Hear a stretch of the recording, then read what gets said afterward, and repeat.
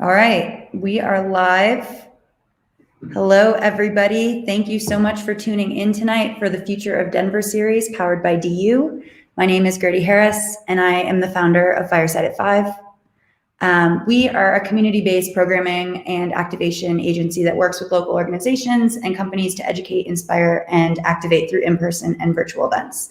So tonight we've got our second Fireside Chat of the series, which will focus on how we can stimulate and support diverse small businesses in Denver. This Fireside Chat is one of a 6-part live stream Fireside series that we've put together with DU. Our Fireside Chats are meant to be collaborative and solution-driven and engaging. So we'd love for anyone that's watching at home to ask questions, get involved through that chat feature, either on Facebook or YouTube. We will try to get to as many questions as we can. We've got a pretty full agenda tonight, but we'll do our best. Lastly, we'd love to thank all of our panelists who have joined tonight, and especially the University of Denver, who's diving into these topics with us and furthering these important conversations. Lastly, I'd like to thank Do 303, our media partner, who's helping us to amplify this message, and Brews Beers, who is our first beverage partner of the series. They've been so supportive and are offering 20% off any in-person purchase at any of their tap rooms. So just mention DU if you stop in.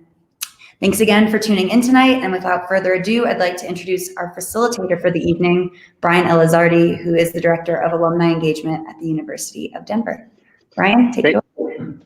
Thank you, Gertie. Thank you so much, and welcome everyone. Thank you all so much for tuning in tonight. We've got a great program for you, and really just want to encourage this to be an interactive dialogue. So as we move forward, we've got a great set of panelists here. I just want to encourage folks who are watching at home to put in your questions and your comments. We'll do our best to get to those as we kind of get through our chat today. But as Gertie mentioned, my name is Brian Elizardi, and this is chat number 2 in our Future of Denver collaboration with the DU alumni team at Fireside at 5. And as Gertie mentioned, I oversee the Denver engagement strategy for the University of Denver. And with over 50,000 local alumni in the metro area and a tradition of producing graduates who are committed to shaping the public good, our goal is to power the people and the projects that are helping to make Denver a more vibrant, a more inclusive, and a more authentic city. So tonight we're going to wrap up the first in our series, which is focused on this concept of equitable development.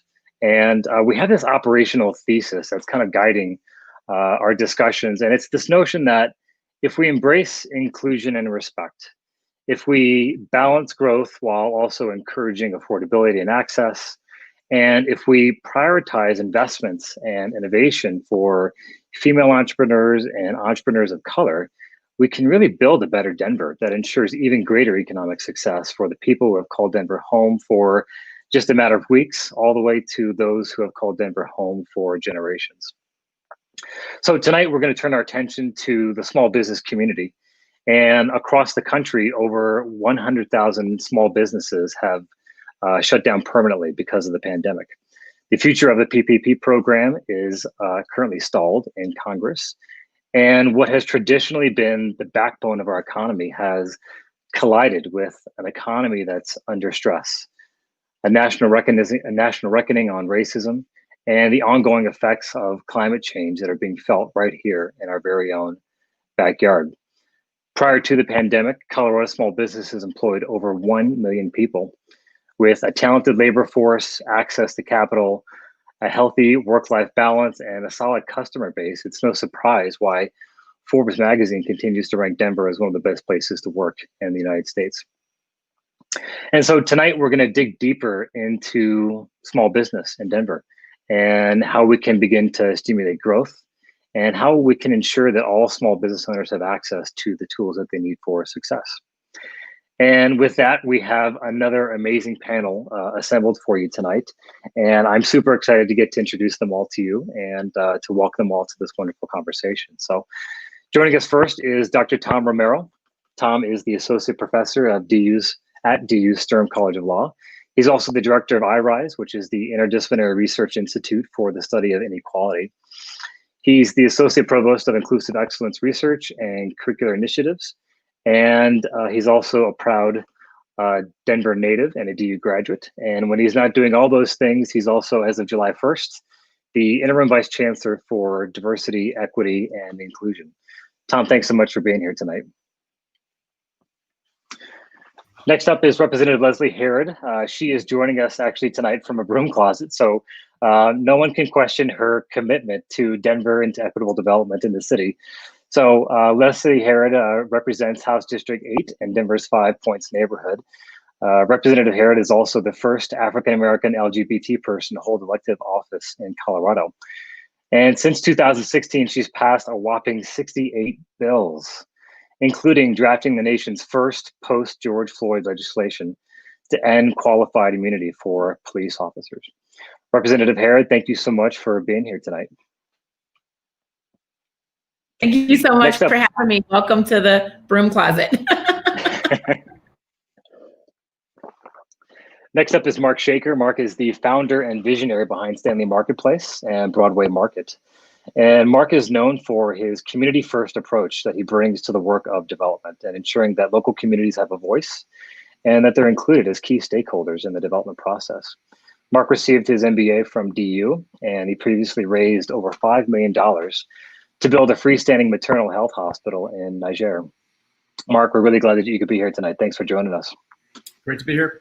Thank you for the opportunity. Yeah. Next up is Rob Smith. Rob is the CEO of the Rocky Mountain Microfinance Institute, which is reimagining social and economic inclusion for the Denver community. He's a member of the board of directors for the Denver Metro Chamber of Commerce. And not to be outdone by any of our other panelists, Rob has 3 degrees from the University of Denver, including his MBA from the Davis College of Business. Rob, thank you for being here. And last but certainly not least is Kara Penn, who is the owner and principal consultant of Mission Spark, a Denver-based consulting firm that empowers organizations in the effort to create transformative social change. She's the co-author of Fail Better, Design Smart Mistakes and Succeed Sooner, which is published by the Harvard Business Review Press. And she's been an active member of the local Denver community through taking part in Leadership Denver, and was also a member of the inaugural class of Civic DNA. Kara, thank you for being here. It's great to be here. Thanks. All right. Thank you all so much for being here tonight. We're going to dive into it. I'm going to stop talking and hand over the mic to this amazing panel that we have. Thank you all so much for watching from home. And just again, want to encourage everyone to throw in those questions and throw in those comments. So we're talking today about equitable development in Denver and the role of small business in creating an economy that balances growth while encouraging affordability and access. And Dr. Tom Romero, I want to start with you, and I'm hoping that you can help us understand more broadly some of the challenges and opportunities that we face in Denver in 2020. And first up is this idea of kind of racial equity, and we tend to think of that as, an imperative for social justice. But there's also an argument to be made for the impact that it can have on economic growth. So you're a native Denverite, a DU graduate, a historian of race relations in the American West. Help us understand the potential competitive edge of racial equity and why that's not such a simple thing given Denver's legacy of redlining and discriminatory practices. Great. Thank you, Brian, and thank you to my distinguished and esteemed panelists. I'm honored to be here today and to be engaging in conversation with all of you. As I begin to answer Brian's question, I also, I think as part of this work and part of our conversation, I want to acknowledge the Arapaho and the Cheyenne and the Ute. I'm sitting here at the University of Denver, and we have a very specific relationship with the Arapaho and Cheyenne in particular, tied to our displacement, our role in the displacement of the Arapaho and Cheyenne from this land. And I think we honor their legacy, their commitment to the stewardship of the land and the people who live on it at whatever time by continuing to engage in these conversations and certainly in terms of moving this needle forward.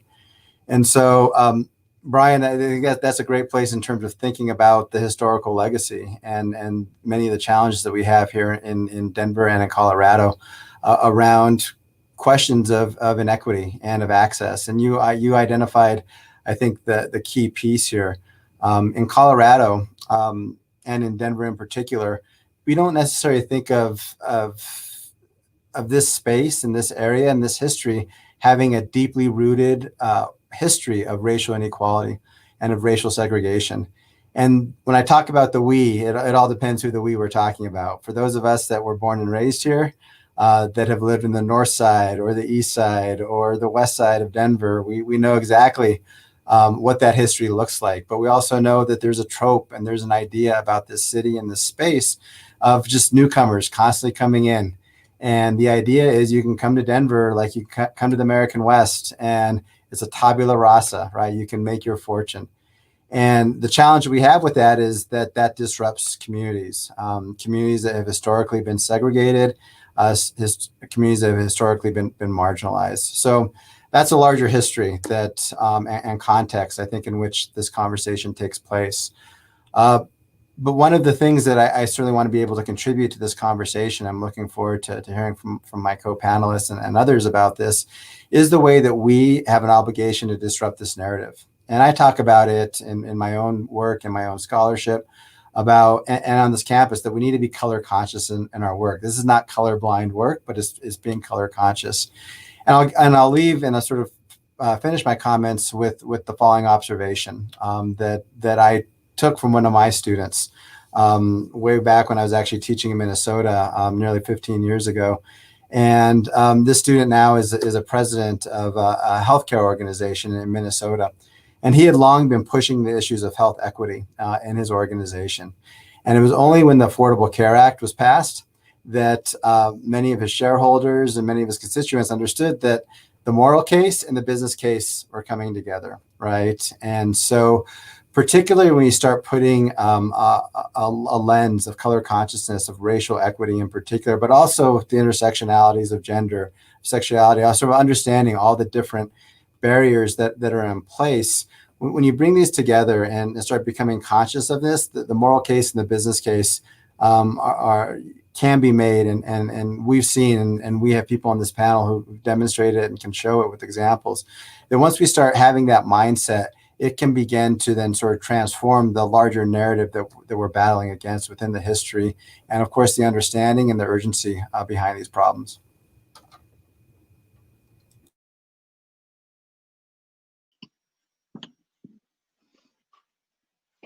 Thank you, Dr. Romero. That's a great place to start us off. And Representative Harrod, I want to come to you next. You know, I know you're there waiting for the Secret Service to knock on your broom closet. So we've only got you here for a little while longer. But you know, in addition to being the Colorado representative for House District 8, you're also a small business owner yourself. You know, and so you know we know that federal relief efforts right now for small business owners have stalled, and that's putting an already anxious business owner community in a very difficult spot with cold temperatures approaching here. So, you know, bringing this kind of down to the runway here around town, what are you hearing from small business owners across the city, you know, as they attempt to navigate this world where social distancing is increasingly becoming the norm? Yeah, absolutely. I mean, so thanks for having me today. I really appreciate being a part of this amazing panel. And I'm obsessed with Fireside at 5, so keep doing your amazing work.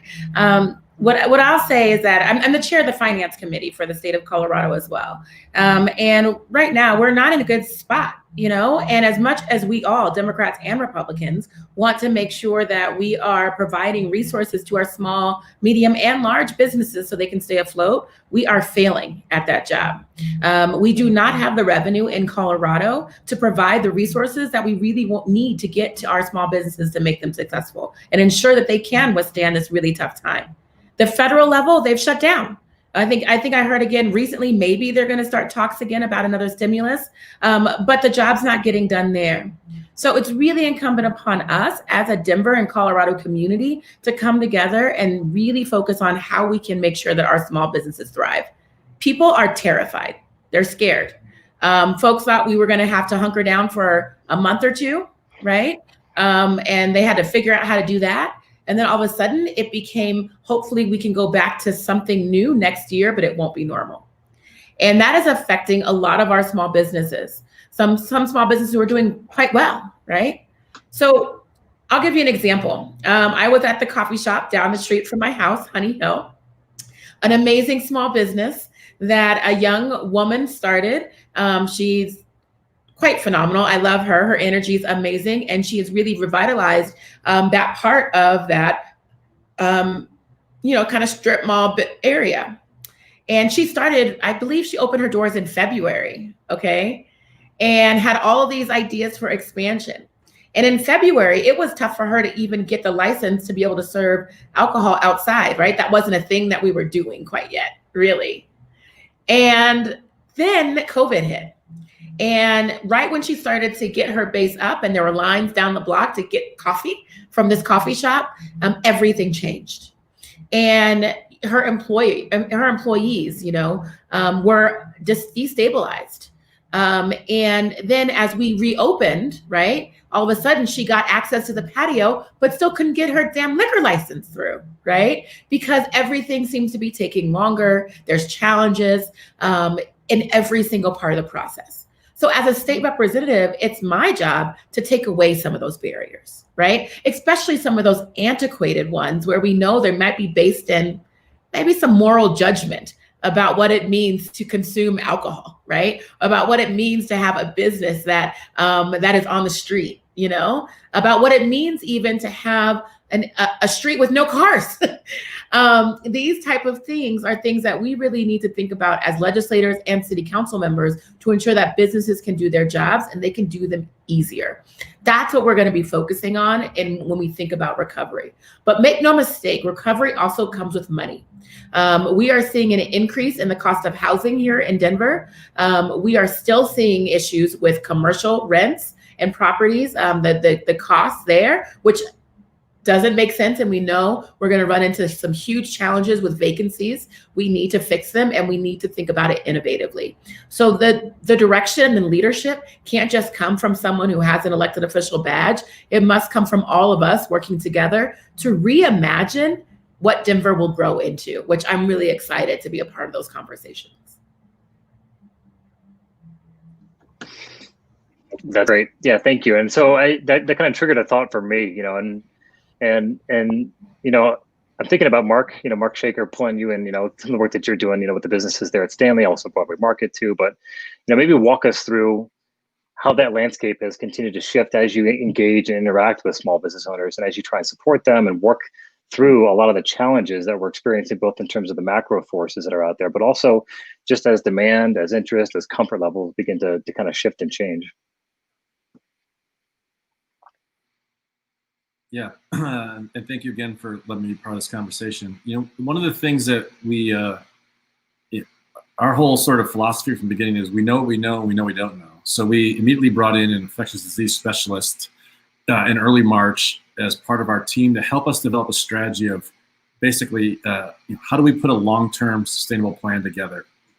And as soon as everything shut down right around March 13th, we basically implemented we called an 18-month of awesomeness. We wanted to put an 18-month plan together, but our whole goal was we have to be realistic of what we're looking to accomplish here. And our goal is to be where we were on March 1st, 2020. We want to be there on Labor Day 2021. So we immediately engaged with all of our stakeholders, all of our business owners, all of our investors, our lenders, everyone, and said, listen, we're going to have a collective punch in the gut here. But the only way this works is if we sort of distribute our pain equally. And as things are going to be nimble and agile, but we have to understand that this is a long-term plan and a long-term sort of project in order to get back to where we were.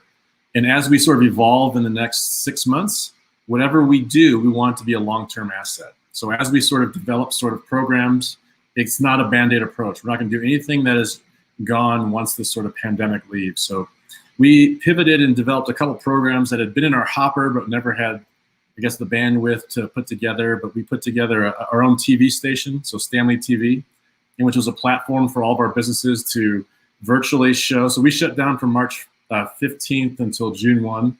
But we had online fitness classes. We had online retailer fashion shows.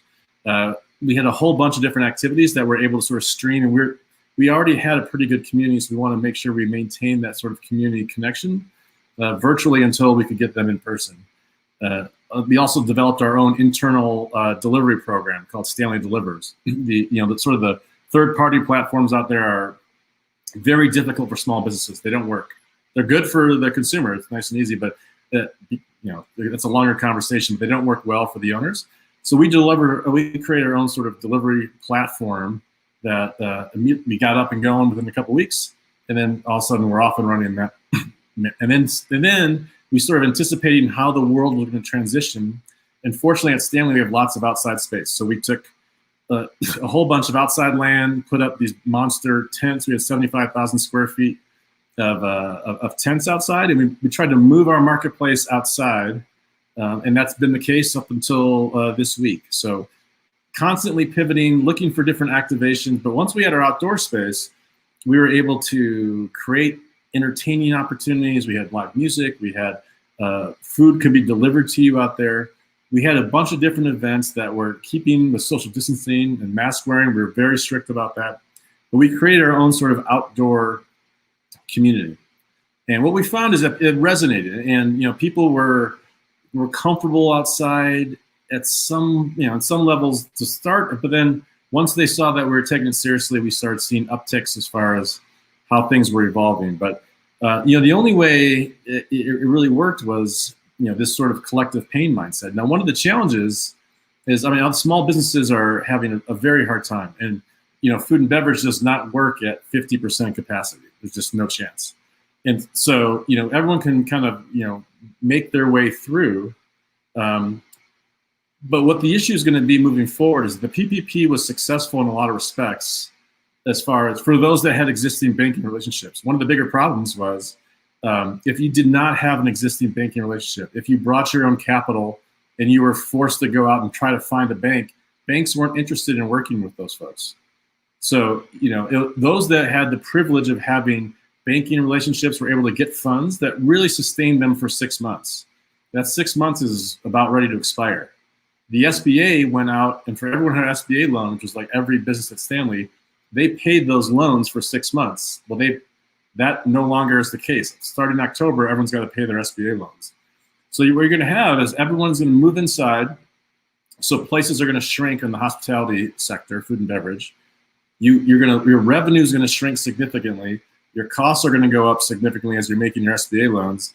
So they need to figure something out pretty soon, or else you're going to see something that is pretty significant. But what we have found is that by quickly engaging with all of our stakeholders, we do weekly meetings with our business owners virtually. We call it the family. We do family meetings once a week. And we link arms and say, we're going to figure this out together. We told them transparently our goal, and there's 56 of them, is we're going to get to where we were 18 months from now. And however we do that, we're going to do it collectively. Let's take ideas. Let's work together. Constantly, we have calls with the Tri-County Health or the city of Aurora, whatever it may be, to kind of help navigate that process. But there's a challenge coming up. It's been a challenge up, obviously, for all these small business owners the last 6 months. But there's not to be doom and gloom, but there's a reckoning coming unless there is some sort of intervention that comes and specifically targets those, as the SBA deems a small business, less than 300 employees. There's a couple acts that are in place that will be very helpful, but it's not something that can be really dilly-dallied with. Yeah. I just want to jump in on that. First, I want to say it's nice to meet you, Mark. I went to some of your events and I have a blast out at the Stanley. So thank you for making me feel safe, because that's the only reason why I went back, was because it was really clear that you guys focused on our safety first, not just a business model, right, or money. But we do have a reckoning coming. And I think it's interesting because I'm thinking about the small businesses, but I'm also thinking about the large businesses that create the business for those small businesses, like the entertainment industry, right? So I'm huge on Denver entertainment. I'm huge on the music venues, the concert halls, all of that. Like, that's my days out. And I even used to go to a couple of art shows, theater at Stanley. And that's why I went then to get a drink and have food and do all those other things. And so we got to spur all of that, because everyone is coming into this reckoning in November. Folks don't have the money to get through another 5 months. You're absolutely right. And I appreciate you coming, and I look forward to meeting you in person. I will give you a sneak peek of a fun art installation that's coming at Stanley. We have not announced it yet. We're not going to announce it until next week. But I own the event venue at Stanley, and so it's the 10,000 square foot space that we have not been able to do anything with for 7 months. But we have a virtual reality exhibit coming. It'll be here in a couple of weeks, and it's called Carne E Arena. And if my marketing and PR people are going to kill me for mentioning this, but we looked, and our whole thing is innovation and creativity, and we tried to find an interesting, innovative exhibit and it's going to be it's only shown once, and that was 3 years ago in DC, and people traveled the world to come see it. But it won an Oscar for it. But it simulates crossing the Mexican border, and it's produced by an award-winning Academy director. It's a fascinating production, and it's very timely, obviously. And one of the things that we're really excited about at Stanley is, though Stanley is located in the farthest northwest corner of Aurora, and we have two sides of us is Denver in the now Central Park neighborhood, the median income of about $175,000, and two sides of us is Northwest Aurora with the median income of $35,000. So it's one of the, I think they said, the top 5 places in the country that has such a disparate sort of income inequality. And our whole project from the beginning, and some of you guys know me, is it's a 360-degree project that brings everyone together and finds reasons that we are all sort of working collaboratively. And the reason they picked this venue to do this exhibit, and they've been searching for it, is that the struggles of those who are trying to cross the border and what they're searching for, and the difference between those sort of two different realities, is similar to where Stanley sort of resides. So, Representative Harrod, I look forward to you coming. I'll give you VIP tickets for the sneak. I'll be there. All right. I'll be there. Thank you. You heard it here. We've got our first Stanley scoop. Nobody. We won't. We won't tell Brian. Next so it's okay. Tuesday. Our production crew is in Canada, and they're very nervous about getting over the border because of our country. So, anyways, don't tell your friends until Tuesday. Right. We'll keep it a secret. Mark, thank you so much. Representative Harrod, I want to go back to you before we pull in Kara Penn and Rob Smith. I know you've only got a few more minutes with us. And, one of the key findings from our first Fireside Chat was, that in order to grow and foster thriving communities in Denver, we need to invest more in women and minority-owned small businesses. And we know that powerful women empower the world. And when you empower women, they lift the entire community, and they have this ripple effect on the broader community. So my question to you is how might we go about prioritizing greater investments and innovation for female entrepreneurs and entrepreneurs of color across the city? Well, thank you for that question. You're absolutely right. Strong women run the world, and if they don't, they should be. And so one thing that, has been booming in Denver before this period was Denver was actually becoming quite known across the country as the space for women entrepreneurs, for female entrepreneurs. And we have a lot of opportunities for female entrepreneurs to thrive and grow right here in Denver. I think that when we think about how we reinvest our funds, how we invest funds, and what we think about when it comes to growth, we have to not only say all small businesses, but we have to have very clear interventions and very clear programs for women, entrepreneurs, and then separately also people of color, because the issues are very different, right? The access to capital is very different. The generational knowledge is different, right? So when you have a young Black entrepreneur, their experience that they're bringing to the table is vital and critical in our innovative thinking and stretching the city beyond our initial bounds.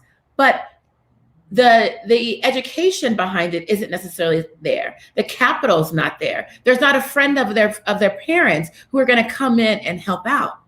And then you have these female entrepreneurs too, and I'm speaking mostly of white female entrepreneurs who also really belong in this conversation. But let's be honest right now, they're also dealing with 8 hours of childcare in their homes. Women are leaving the workforce in droves right now, in droves. That is actually happening right now because of all of these multiple duties that are falling on our shoulders and on our backs. And so when we create this new Denver and what we're moving into, we've got to be very aware and cognizant of that. We have to do everything, not only be conscious of bringing women and people of color into the space, but ensuring that space looks completely different, so that it really does help women and people of color thrive. That's what we need. And here's the great thing though, Brian, what I think is so amazing about the time we have right now is that we are in a place where we're going to be basically starting from scratch in a lot of ways. And we're going to be able to create those innovative things that really help us all to succeed. But the only way we're going to do that is if we don't just talk about people as a whole, but really think about what each sector, each person, each group brings to the table and how we can lift us all up. So I might jump in there. Oh, please. Go ahead. I'm gonna jump off, but I'm gonna listen to you speak and then I'm gonna jump off. I just want to say thank you again so much for having me. But I'm so curious to see what Cara has to say. No, that's okay. And I know you have other things to get to, but I wanted to just build, kind of build on those concepts, because some of the opportunities that I'm seeing in specializing in supporting the social sector is just an unbelievable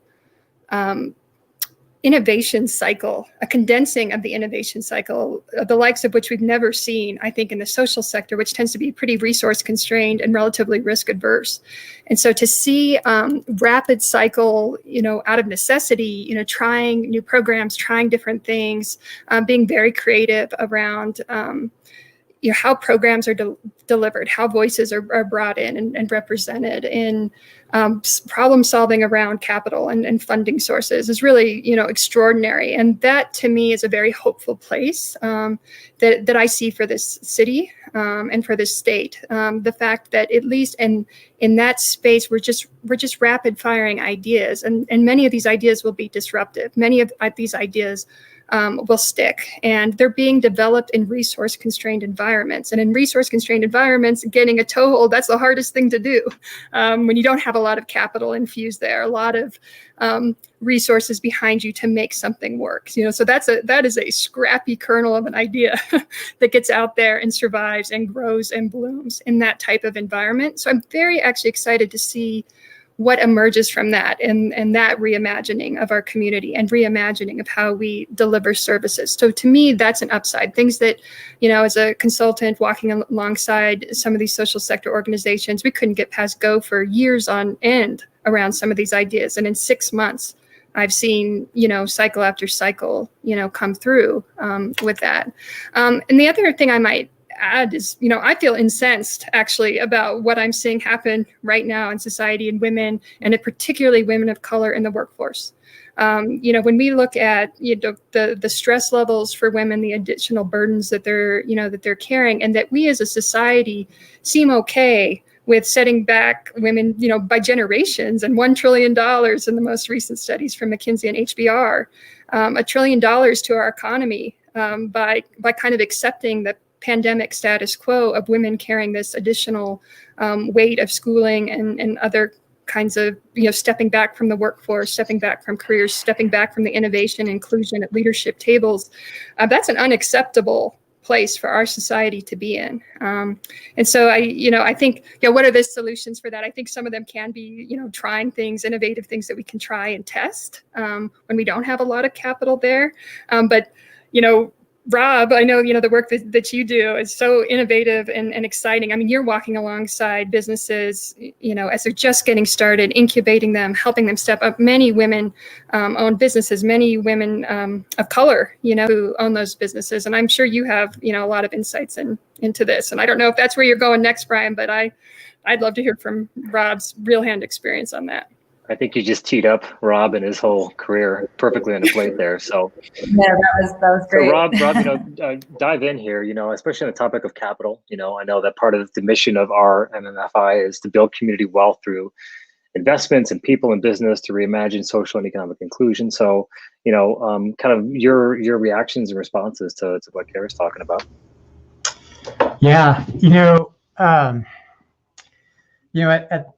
at the organization, we believe in a couple of things, and one is that capital has to meet capacity. And so capital is this incredible transformational tool if it has a good foundation. And without a good foundation, oftentimes that money finds a crack in the foundation and leaks that doesn't actually create the value that you'd hoped it would. And so we really work hard on building what are the personal stability foundations and the entrepreneurial spark foundations and the business feasibility foundations, so that the person and the business, which we call the whole entrepreneur, can grow together. And I think that's the big part of this this journey to an inclusive economy, is that we have to recognize that behind every business is a person, and everybody's person is everybody has a different story, and they have a different foundation, they have a different community that they came from, they have different life experiences. We support entrepreneurs that are coming out of the justice system to use business ownership as a tool to be able to create wealth. And we work with the Second Chance Center, which is right down the street from the Stanley, to help create economic and social mobility pathways. But if you're just focused on a business alone, you're not really putting that necessary investment behind that person, because they still struggle with housing, they still struggle with food security, they work multiple low-wage jobs, they have a risk of being dinged for some small stupid offense and thrown back into the system that is trying to keep them from growing. And so we really look to our systems to think differently, because if our systems aren't adapting and aren't recognizing the need to adapt, then really that perpetuation of the problem just continues, and we'll never have this pathway to an inclusive economy, and we'll be back at square one again. So what Leslie said is totally right. We are at a moment of building a new foundation in our community, but we have to recognize it. Like, I am a huge proponent of this concept of your awareness leads to the action that creates the results in your life. And I think we as a community have to step up and become more aware of kind of the foundations we have settled in our communities, and think differently about them, and push and poke at those big systems that aren't necessarily supporting. And the PPP is a great example of that.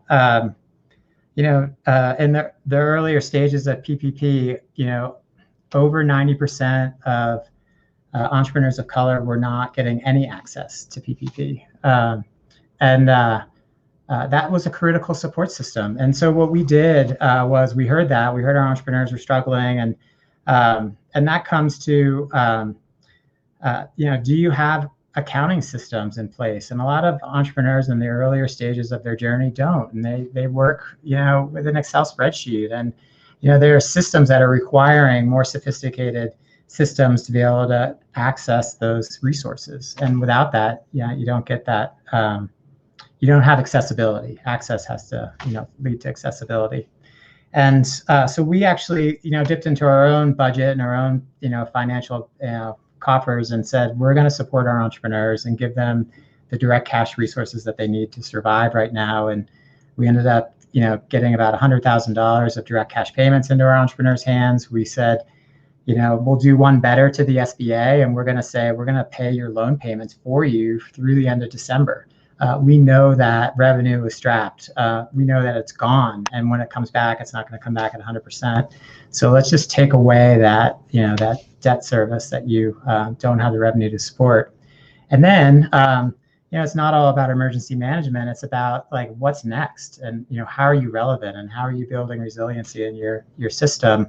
And we launched a Pivot Accelerator program that we didn't have 2 weeks before, and we recognized that was critical, and entrepreneurs needed to step up and think differently about their business in a way that they could adapt. And we have a catering company that was just overnight, her business was obliterated, and she launched a grocery delivery model, and she used all the vendors that she had to kind of do her catering thing, and she packaged up these really wonderful delivery boxes of like fresh sourdough and fresh roasted coffee and a prepared meal and kombucha and chocolates, and she did really well doing that, but she wouldn't have been able to see any success if she didn't think differently about her business. On the topic of awareness, Dr. Tom Romero, I want to pull you back in here too, and think through kind of the unique positionality that a lot of small businesses face, and not only obviously selling a product or being a part of sort of a community, but being situated within a geographic community, and kind of what that means in this day and age. And so, in 2017, we had the Inc. Coffee House incident, which sparked outrage and became a lightning rod with the now famous happily gentrifying the neighborhood since 2014 message. What role can small business leaders play in helping to address displacement and create awareness and the impact that those businesses have on our local neighborhoods?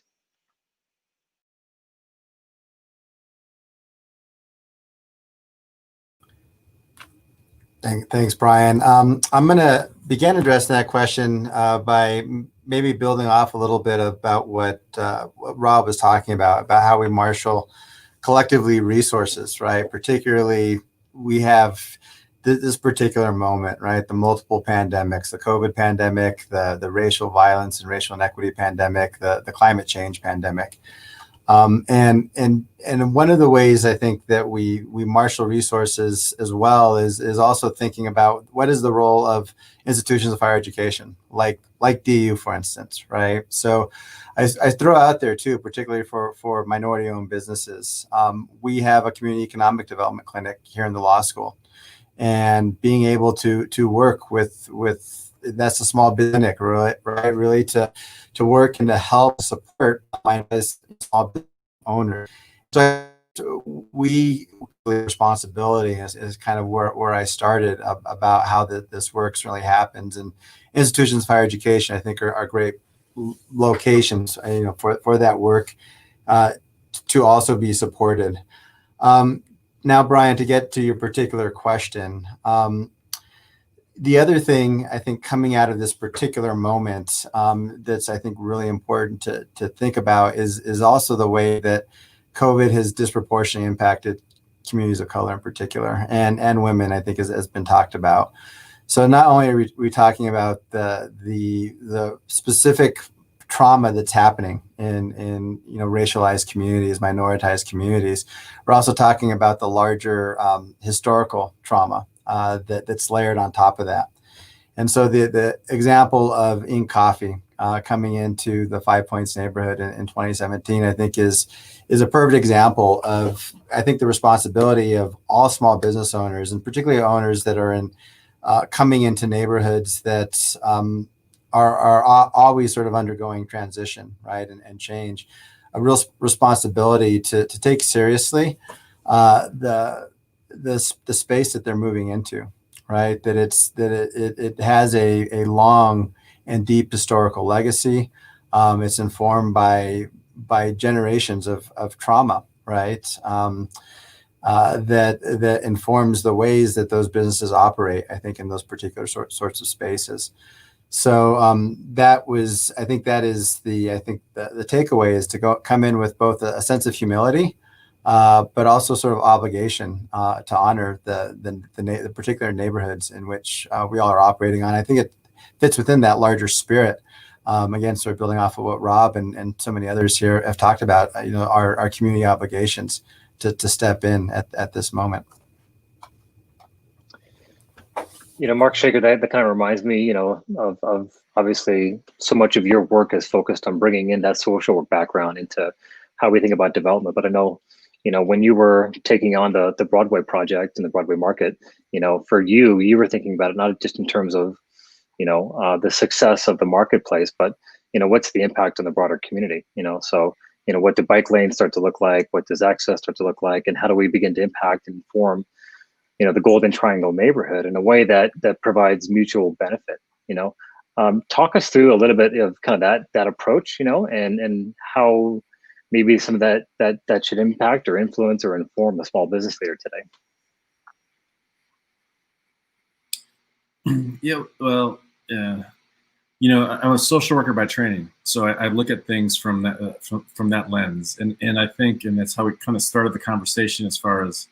It's not incongruent to look at things from a community development enhancement perspective, and also from a financially feasible sort of development standpoint. Those things are not mutually exclusive; they can be together. And so, how we approach projects is by really ingraining ourselves in neighborhoods, meeting with all the stakeholders, figuring out what's important to them, understanding what that community is like. I would say it's the antithesis of the Inc. approach, is how we go in there, and we start to get to know people and look at it from that context. I'll pivot a little bit into what we did at Stanley, which is rolled over to Broadway. But when the pandemic hit, we looked at a few different problems that we saw happening simultaneously. We had food insecurity went through the roof overnight. We had, at the same time, food and beverage restaurants sunk overnight. We had these two things that were going on. And in the food and beverage industry, we have a lot of people of color. We have a lot of people that are non-documented.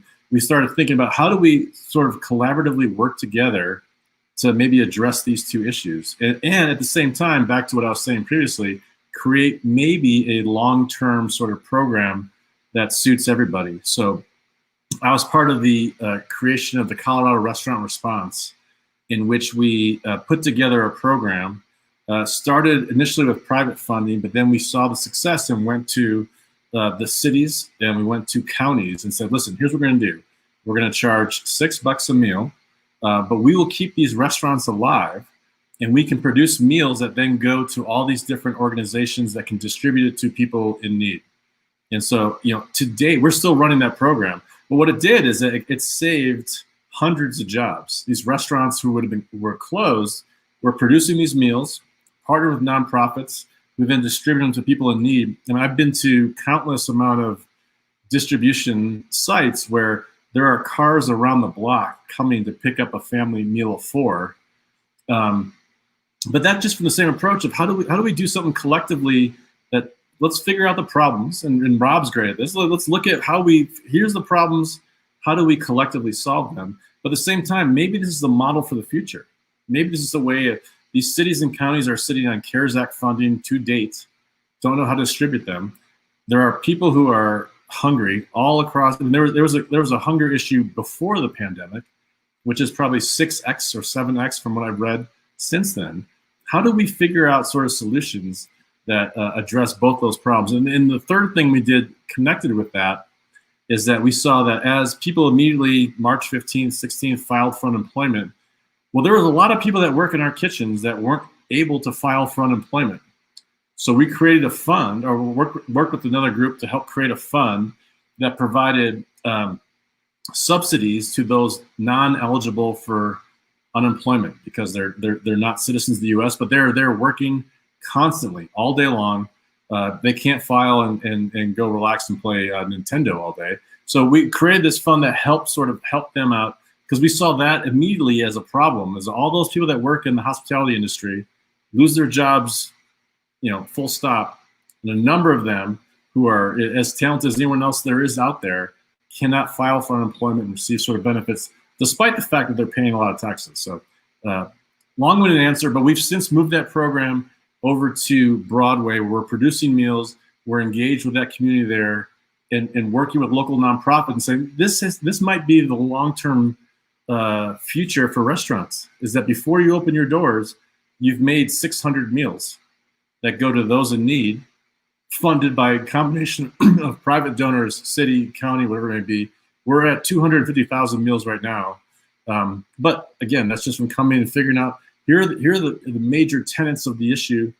How can we come up with a creative solution? And as Kara was saying before, it's sometimes these crises spark innovation and creativity. And hopefully these are sort of some long-term solutions for problems that have been sort of festering that we never addressed. Right.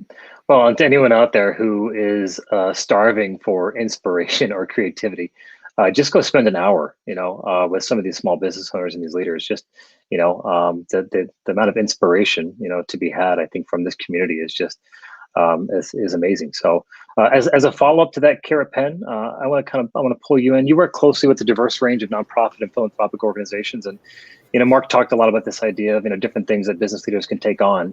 But as small business leaders have to spend so much time in their business that there's virtually no time to spend on their business. So what advice do you have for leaders that are struggling to do it all in this pandemic?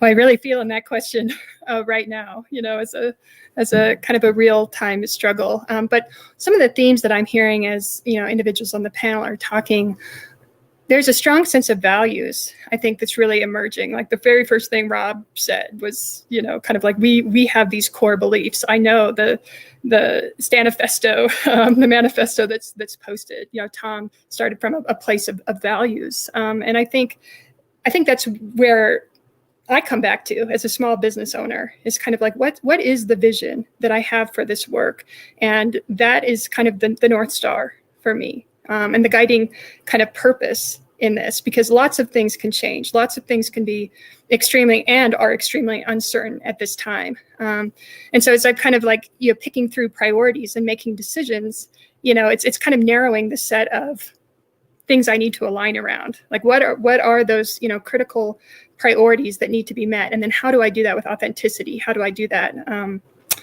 and represent, those values in the work that I do? So I think that's a piece of it. The other piece that I'm also hearing reflected here that I very deeply experience in the social sector is social sector for a long time has been ultra collaborative in nature. Ultra creative and thinking about, hey, these are complex, messy problems, not easily solved by any one of us.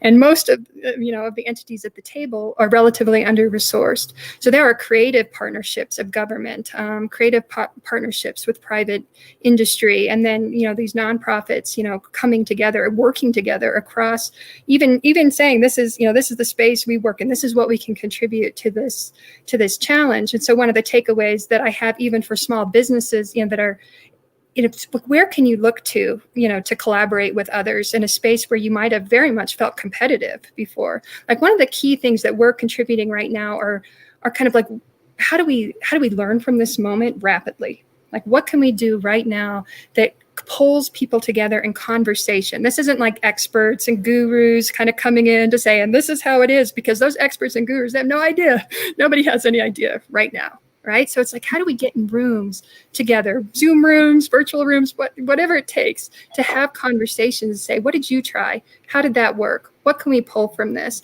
How do we share this learning out with others? What failed? Like, what did we really screw up that didn't work? And how do we get that information out there? And if small businesses are out there feeling very lonely in that, creating just a little bit of space for that, to talk to others, to become a part of an initiative that's already running, trying to get an opportunity to have a seat at the table with, businesses that are already collaborating, or neighborhoods that are already collaborating to really support businesses the way that Mark is doing through his marketplaces.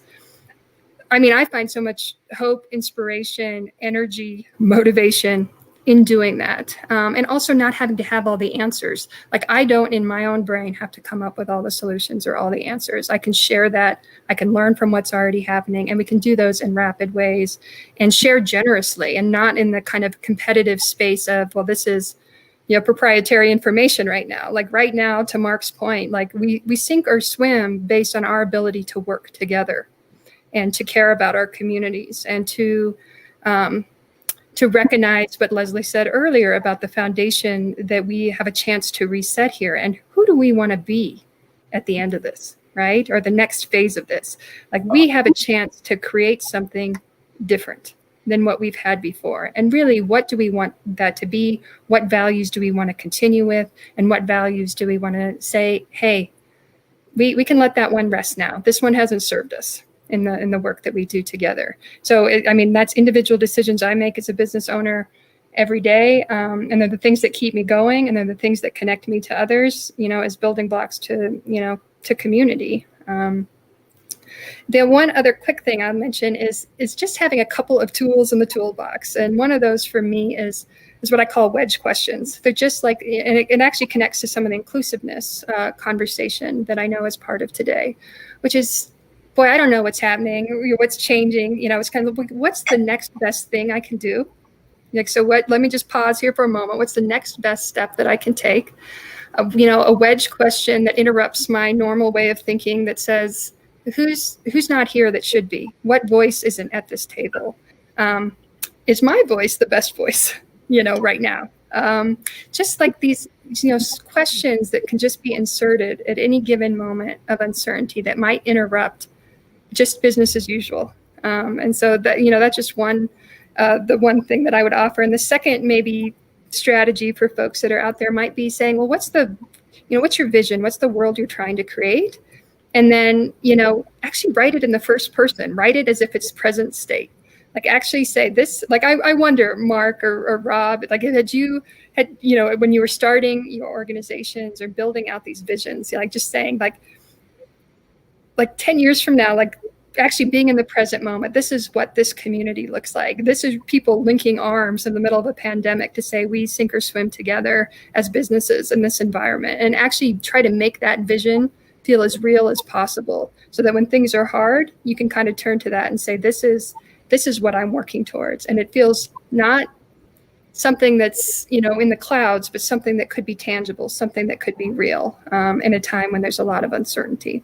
So just a couple of practical things that get me through sometimes too.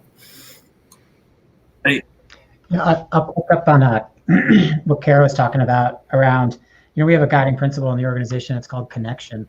And it's really important for us to be connected to our community, to our entrepreneurs, to our team, to our partners. The more you're connected, the more you build positive relationships.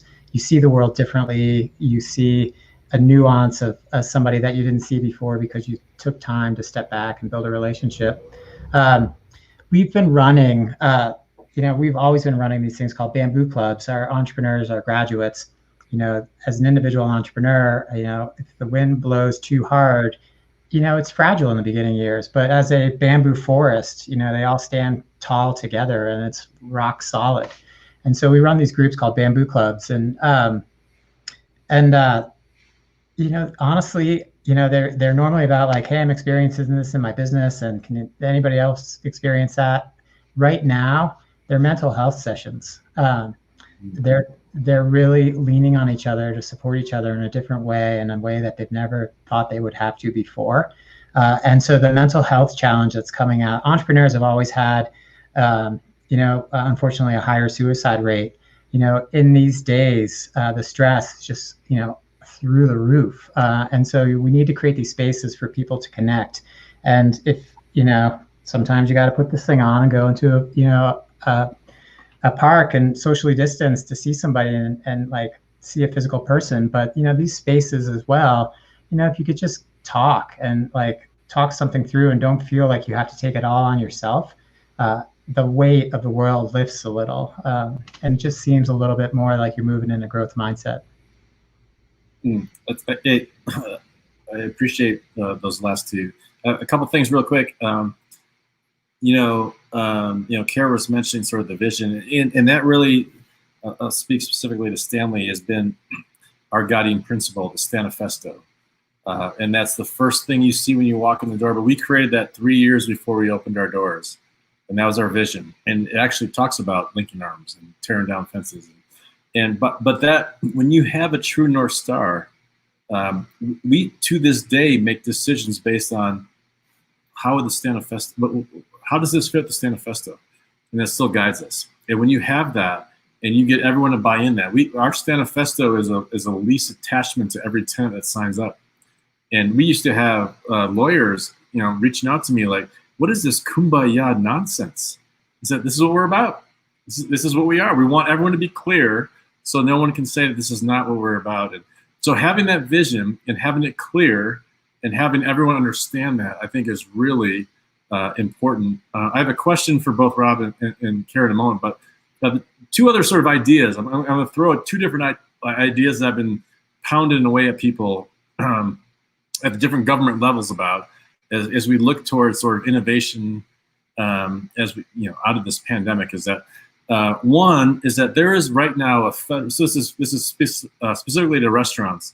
There's if you are a front-facing employee, you're called a tip pool employee, and you make roughly you can make $9.50, or actually it's lower than that.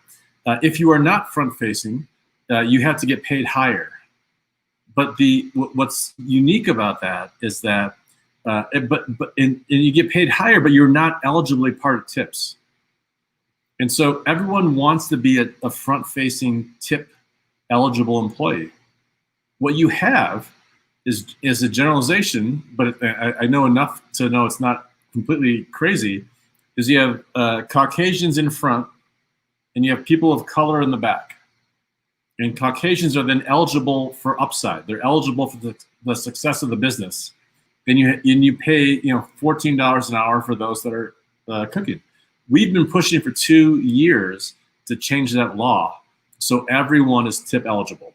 We want everyone to be part of success. and it works, and you have, that you can be part of the upside of a business that then creates capital that then allows you to do your own concepts here or there. So that's one thing that Adam Schlegel, another DU alumni, and John Schlegel, another DU alumni, we've been pushing hard at the local and federal level. Like, we need to change this law, not to just reduce the business sort of salaries, but we want to create opportunities for those who are predominantly people of color or women. The second thing, let's remove politics for a second. And our current president passed these things called opportunity zones. And so they are set up across the country in places that were, the idea was, let's create places which need development, incentivize those that throw capital at it. And there's huge capital gains incentives to invest in these zones. What we have proposed to Congress, and we have a bill that's sort of waiting, we've been working with a couple other people, is that through this pandemic, the problem that's going to face small businesses is that we can't debt our way out of it, right? You can't, as right now, all these businesses, we can't say, okay, here we go. You guys are struggling. You've had a horrible 6 months. Here's a $200,000 loan. It's a recipe for disaster. That is not the way to get out of this.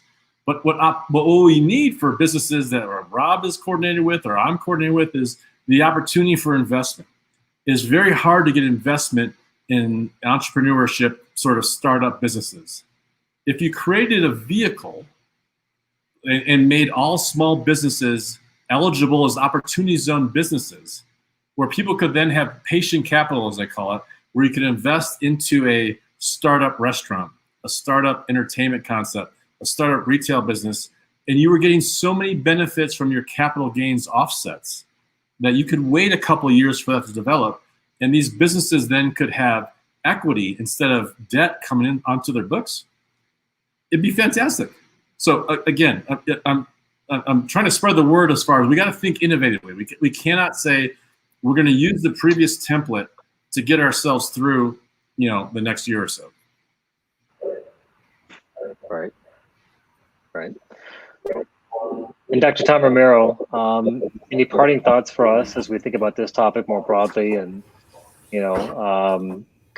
as a whole, and this idea of kind of the backbone of our economy here? Words of wisdom or parting thoughts you want to share? I guess I'll just very quickly build upon what the panelists said. And I think one thing I'm hearing, and I think essentially important in the work that I do around diversity, equity, and inclusion, is a real intentionality about this work, a real commitment. And in this moment, it's a disruptive moment. And so I think in terms of our own thinking, we need to think about how we can be intentional about creating greater diversity, creating greater equity, creating greater inclusion for our most marginalized and vulnerable communities as we help them grow businesses. And so that's my quick takeaway is that intentional piece in terms of our mindset and all of our thinking in this regard.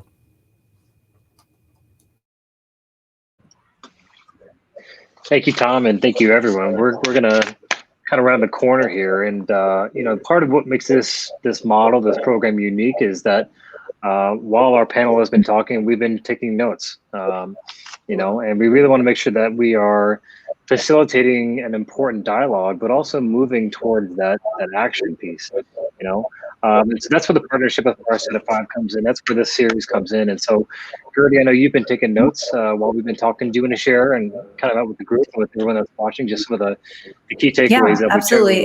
So I've written down a few that kind of summarize the majority of this chat, and we'll put these out on social media and in a blog post later tomorrow. So that'll be accessible to anyone who wants to check it out. But I think the biggest takeaways from today is we really do need to prioritize women-owned businesses and minority-owned businesses. We need to think, like Representative Harrod said, we need to think about each sector and group and meet their individual needs. Each demographic has a different set of those needs. Women are leaving the workplace at a much higher rate than men. So many of the reasons of why businesses weren't given PPP loans was because they didn't have strong relationships with their banks or access to the same connections that maybe their counterpart businesses would. So we really need to make sure that we're doing a better job to make those things accessible for everyone. Something that Dr. Tom Romero said is institutions really can help play a large role in that as well.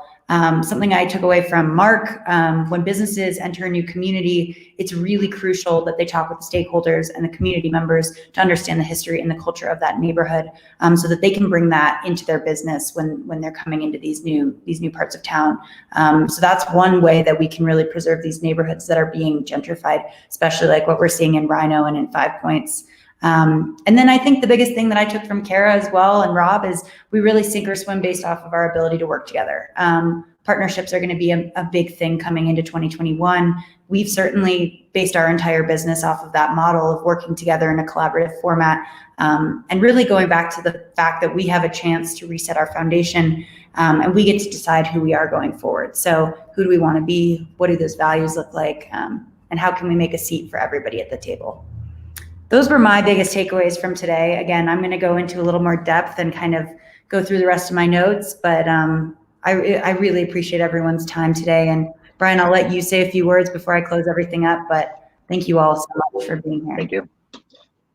Thank you, Gertie, and I'll second that too. So that will do it for us tonight. I want to applaud all of our panelists here tonight for having the courage to wade into this territory. These are difficult times, and we're dealing with a lot of very unique tensions right now in the nation, but also here in Denver, and so each one of the individuals that we're featuring here tonight throughout the series is, they are in the arena, as they say. So I want to send my heartfelt thanks and appreciation to Kara Penn, Mark Shaker, Rob Smith, Dr. Tom Romero, Representative Herod. Thank you all so much for being here tonight and for being a part of this important dialogue. And if you missed any part of tonight's discussion, we will be posting a video and sharing the notes on our website, and we want to encourage you to continue the dialogue. We've got a series of follow-up questions, and really want to encourage the group to stay involved in this content. So I want to end just with a plug too of our small business community. We've talked obviously a lot about some of the dynamics and the tensions and the opportunities that are there, but this is a community that needs our support now more than ever. So